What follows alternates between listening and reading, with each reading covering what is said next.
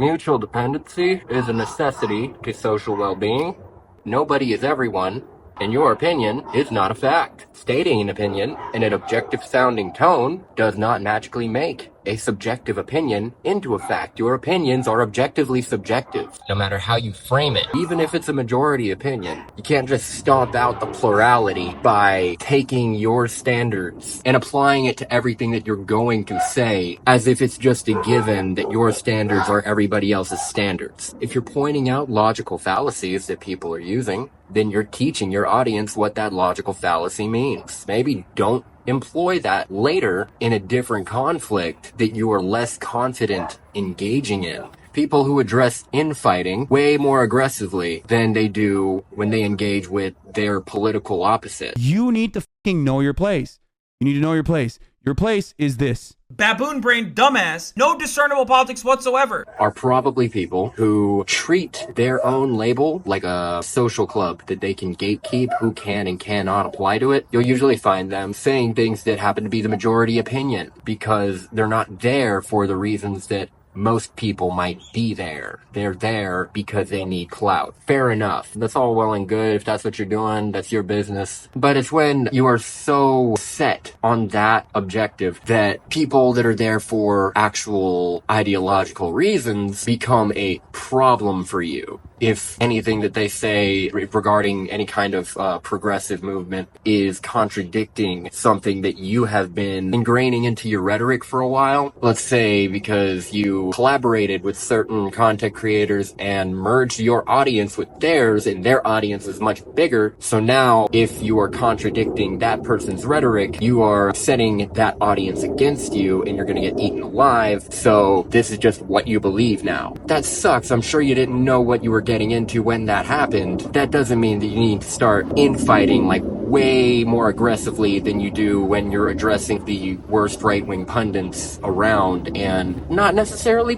platforming them, but you are like giving them publicity. You are engaging with the stuff that they say. If you do that well enough, people are going to expect just as much charisma, just as much confidence, and they'll expect you to be just as informative when you are arguing with people that are criticizing you from the left. Leftist Twitter discourse is disgusting. That's when you suddenly just throw a big hissy fit. Like, no, they're just fake leftists. Just ignore them, okay? That they don't know what they're talking about. They probably do. You're the one that's conflating the word libertarian with libertarian right and acting like libertarian capitalism is what that word means, and that's the only definition. And plenty of people will make that conflation, mainly because there's a lot of conservatives who do identify as libertarian when really they're just conservatives that are too embarrassed to identify as conservative. But it's making that conflation while also dismissing the word authoritarian as too vaguely defined. Definition of libertarian is simply believing in the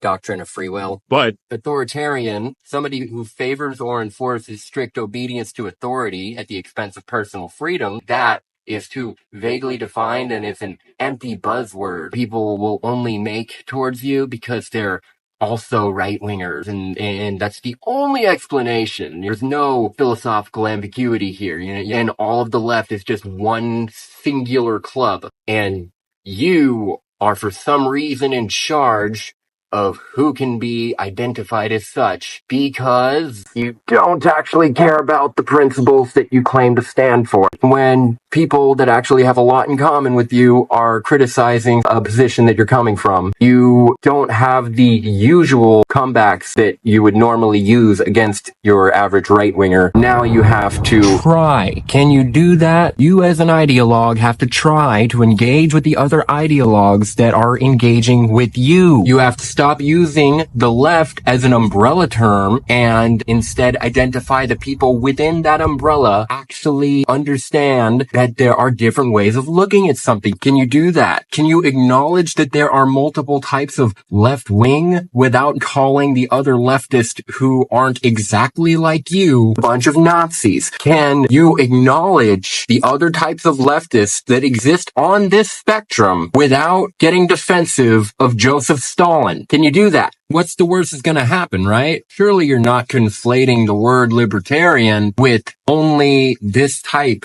of libertarian. Surely you're not conflating that with anarcho-capitalists and conservatives that are too embarrassed to identify as conservative because you don't want to acknowledge that you're not a part of ideologies that don't exist within it, right? Surely you're not making this conflation because you are trying to put down and shame everyone who does not identify with the type of leftism that is associated with the opposite word. There's no reason that would be happening, right? I don't agree with the U.S., but by talking like this, you make it seem like you are pro-China. First of all, I am pro-China.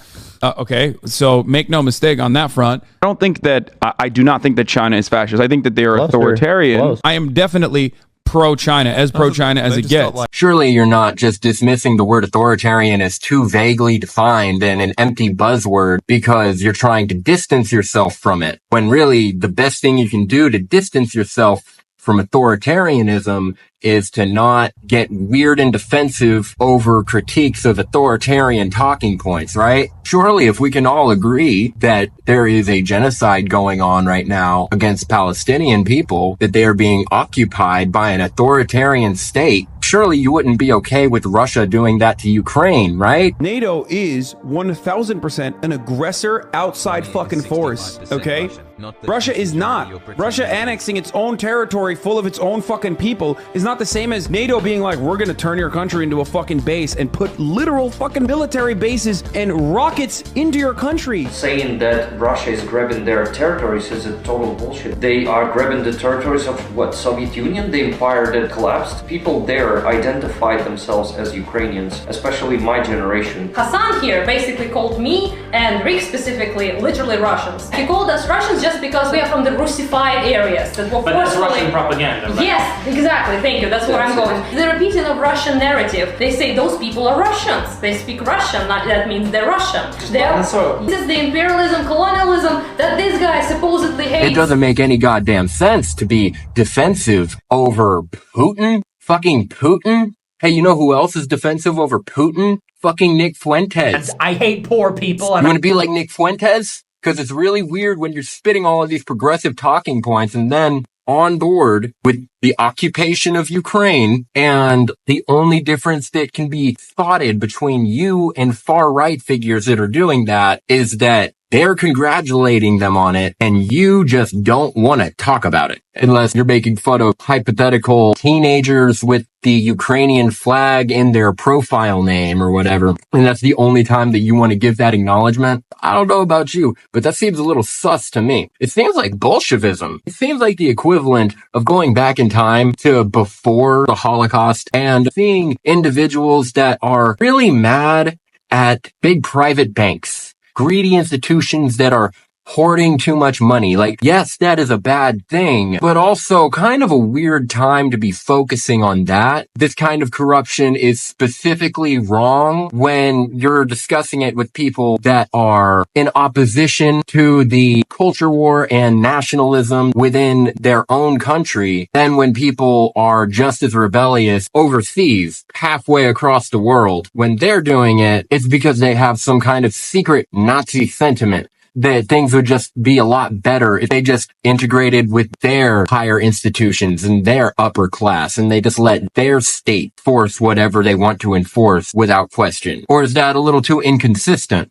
You don't want to actually have a conversation about how over here it's Stop Cop City, but over there it's one country, two systems. Over here, there shouldn't be any legal action taken against the queer community by the state on the grounds of them being queer. But over there, it's Annex Crimea. It's what happened in Hong Kong. But I think that inconsistency, when demonstrated on a regular basis in front of your audience, it looks a little weird. So instead, you have to have people that are in your faction but work below you and make sure that they have this weird obsession with trying to smear the reputations of other anti-state, anti-capitalist leftists because they're not just anti-state in America. They actually apply those principles to everywhere else worldwide. And in regards to you addressing them, the biggest live streamer, that seems like a kind of a problem because it seems like a conversation you won't be able to control your temper on. So you instruct your mods and admins to ensure that names of people in the same umbrella term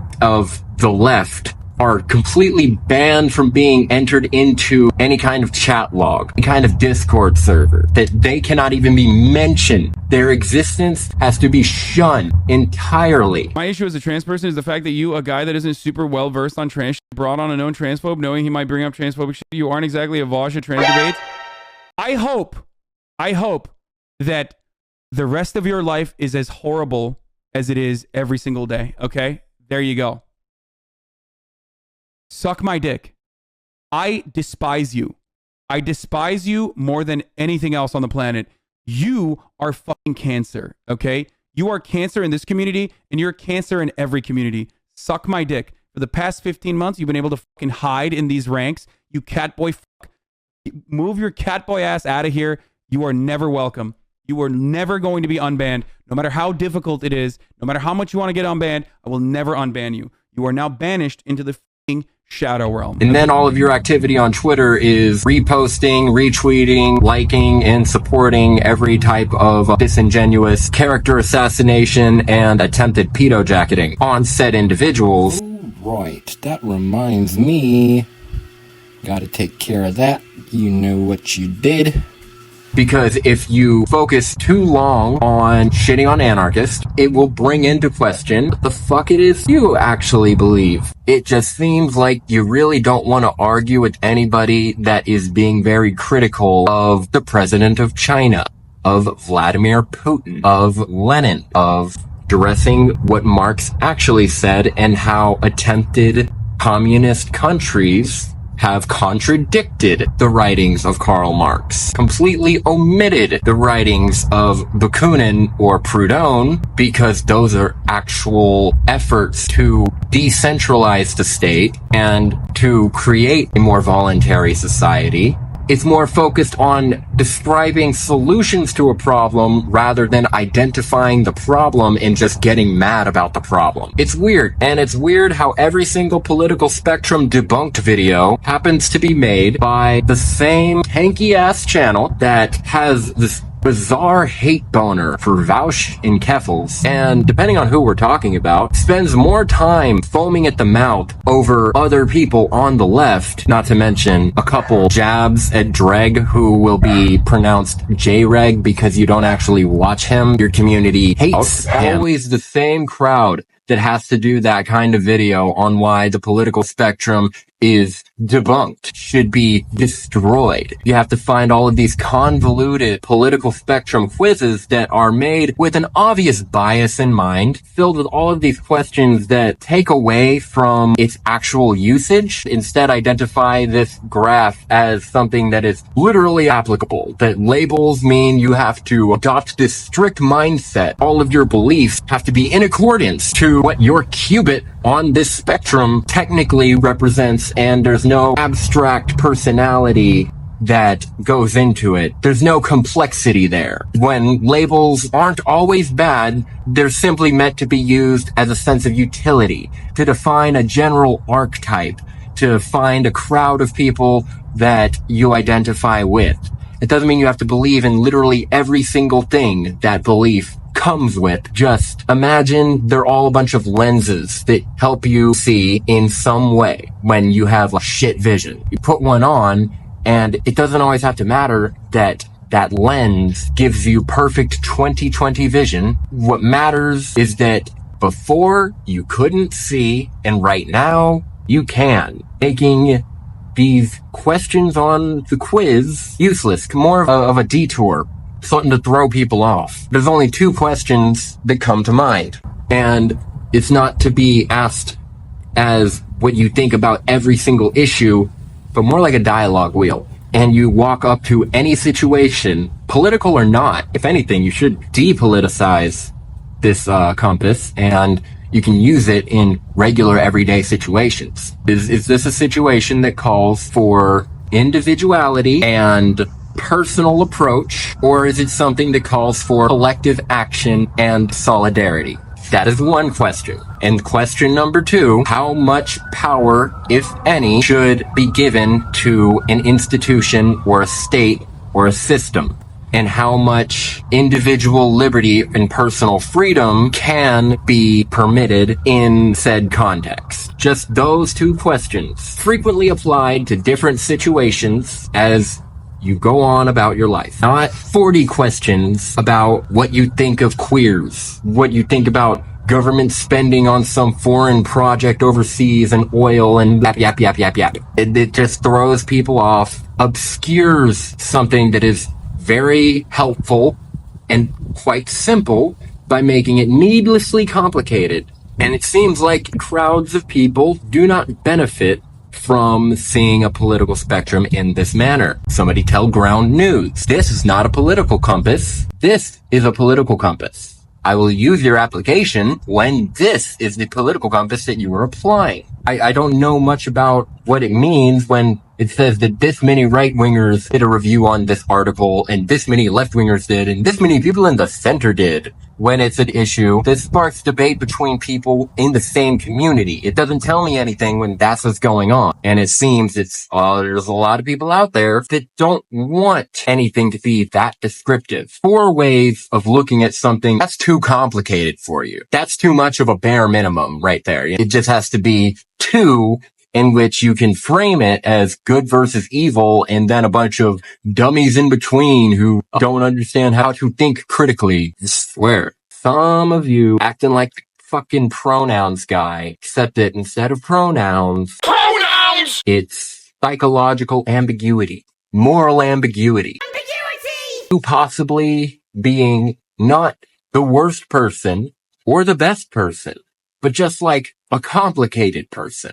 We're walking into a very sensitive year, and for me personally, if it's a year that ends with an odd number, 2019, 2021, 2023, infighting, let's go at it. Fuck it. But when that's like the priority, or that's what causes like way more tension and aggression than what is supposed to be the actual conversation, the actual nationwide discourse, it seems like we're shooting ourselves in the foot unless we're not on the same boat. But anyway, donate to Progressive Victory, because that's the boat that I'm on the boat of people who are advocating against Donald Trump getting reelected, to be lifted up, to be talked about, to receive the publicity that they have earned, not to smear them, not to spend more time shunning them, not to risk the actualization of Project 2025 over some petty squabble about fucking noodles. Stop it.